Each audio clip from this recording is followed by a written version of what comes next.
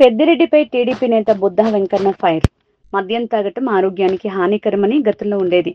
జగన్ జమానాలో మద్యం తాగితే ప్రాణాలు కోల్పోవటమే అనేలా చేశారు జగన్మోహన్ రెడ్డి, పెద్దిరెడ్డి రామచంద్రారెడ్డి, మిథున్ రెడ్డిలు.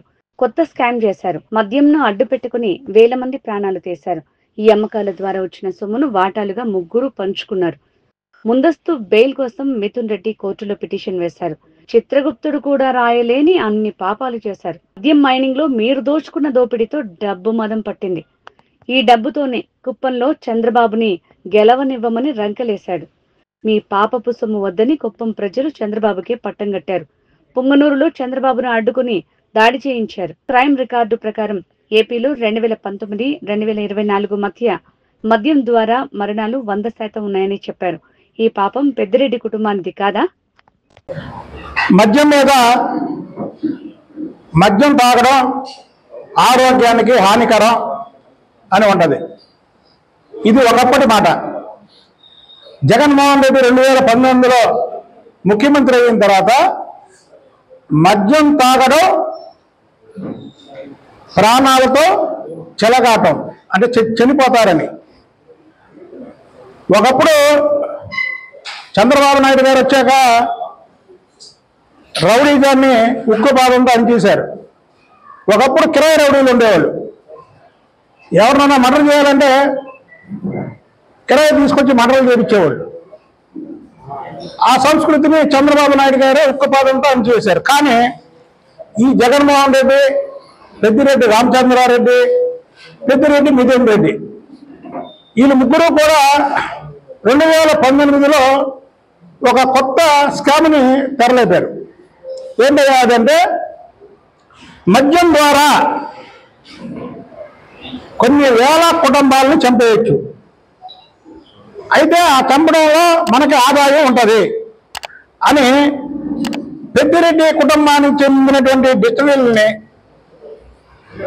ప్రభుత్వానికి అందజేసి దాని ద్వారా ప్రతిరోజు కూడా జగన్మోహన్ రెడ్డి, పెద్దిరెడ్డి రామచంద్రారెడ్డి, పెద్దిరెడ్డి మిథున్ రెడ్డి ఈ వాటాలు పంచుకునేవాళ్ళు. ఇవాళ లిక్కర్ స్కామ్ బయటకు వచ్చి పెద్దిరెడ్డి మిథున్ రెడ్డి నిన్న ముందస్తు బెయిల్కి పిటిషన్ వేశాడు. ఇది కరెక్టా అని మిథున్ రెడ్డిని నేను అడుగుతున్నా.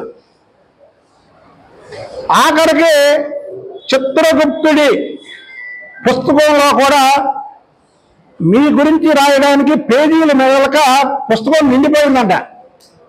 మన కళ్ళకు వచ్చి చిత్రగుప్తుడు చెప్పారు నాకు. జగన్మోహన్ రెడ్డి ప్రభుత్వంలో మీరు అన్ని పాపాలు, అన్ని అరాచకాలు చేశారు. మీరు ఈ రాష్ట్రంలో దోచుకున్న డబ్బులు, ఏదైతే మద్యం ద్వారా దోచుకున్న డబ్బులు ఒక మైనింగ్ వ్యవస్థను పెట్టుకొని మీరు జగన్మోహన్ రెడ్డి మైనింగ్ మినిస్టర్ మీకు ఇవ్వడం అనేది కూడా చాలా దారుణం.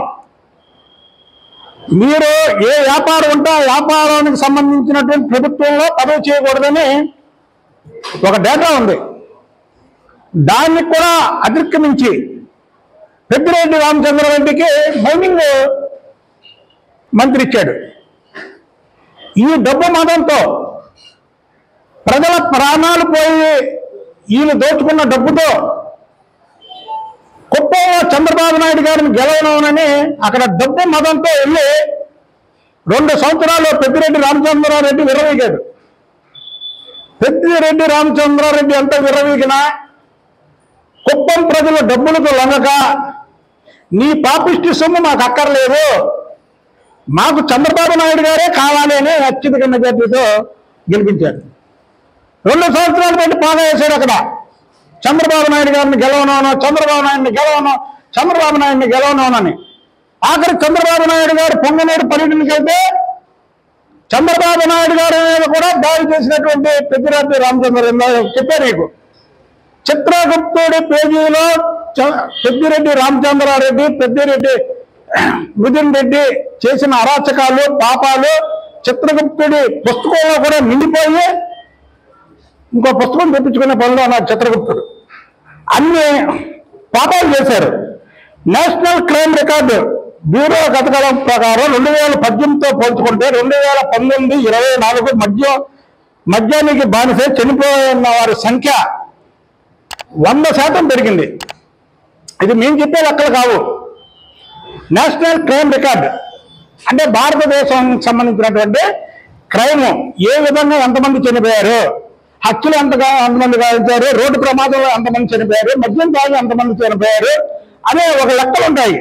ఆ నేషనల్ క్రైమ్ దాంట్లో 100% మద్యం తాగి జగన్మోహన్ రెడ్డి ప్రభుత్వంలో చనిపోయారు అన్నారు. అంటే ఈ పాపానికి బాధ్యులు ఎవరు? పెద్దిరెడ్డి కుటుంబం కాదా అని అడుగుతున్నాం. మీరు ఇంతమందిని పక్కన పెట్టుకొని మీరు డబ్బు కోసం ఇంతమంది ప్రాణాలు తీసి ఇవాళ మీరు మధ్యంతర బెయిల్ కోసం కోర్టును ఆశ్రయించడం అంటే ఇంతకన్నా తప్పు మరొకటి లేదు. మిమ్మల్ని ప్రజలు ఎన్నుకున్నది ప్రజాసేవ చేయడానికి కానీ అడ్డదారులు తొక్కి వ్యాపారాలు చేసి ప్రజల ప్రాణాలు తీసే వ్యాపారం మళ్ళీ అది ఏదో ఆర్థికంగా నష్టం చేకూర్చడం కూడా కాదు. ప్రజల ప్రాణాలు తీసే పని పెట్టుకొని మీరు ఇవాళ